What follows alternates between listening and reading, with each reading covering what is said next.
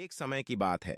एक गांव में स्वभाव कृपण नाम का एक गरीब ब्राह्मण रहता था। स्वभाव कृपण अकेला था और उसका कोई दोस्त या रिश्तेदार नहीं था। वह अपने घटियापन के लिए पहचाने जाते थे और भीख मांगकर अपना गुजारा करते थे। भिक्षा के रूप में जो भी भोजन मिलता था उसे मिट्टी के बर्तन में सहेज कर अपने बिस्तर के पास टांग देते थे। जब भी उसे भूख लगती वह बर्तन से कुछ खाना निकाल कर खा लेता। एक दिन ब्राह्मण को चावल की इतनी खीर मिल गई कि भर पेट खाने के बाद भी कुछ चावल से भरा बर्तन छूट गया। इतनी मात्रा में भोजन पाकर ब्राह्मण बहुत खुश हुआ। जैसे ही रात हुई ब्राह्मण अपने बिस्तर पर लेट गया, लेकिन उसकी नजर बर्तन से नहीं हटी।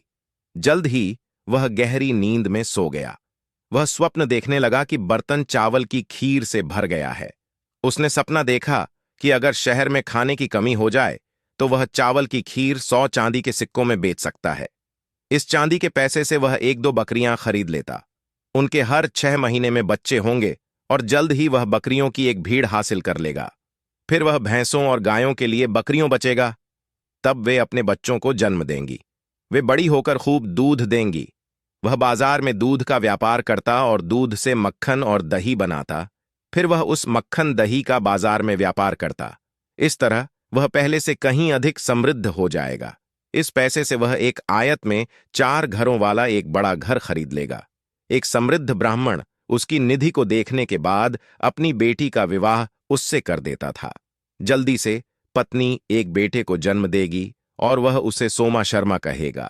जब सोमा दिन भर शोर मचाता हुआ इधर उधर खेलता रहता तो ब्राह्मण उसे दंड देता, लेकिन सोम ने नहीं सुना और उत्सुकता से ब्राह्मण एक छड़ी खींचता और उसके पीछे दौड़ता। अपने दुःस्वप्न में डूबे ब्राह्मण ने अपने बिस्तर के पास पड़ी छड़ी को उठा लिया।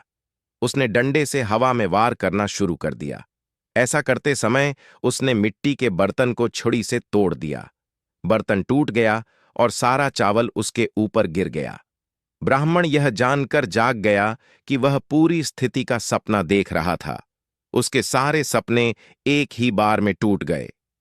कहानी की नीति: हमें अकारण ही अधिक स्वप्न नहीं देखने चाहिए और लालचवश व्यर्थ नहीं जाना चाहिए। हमें अपना ध्यान अपने काम पर लगाना चाहिए, न कि अपने सपनों पर।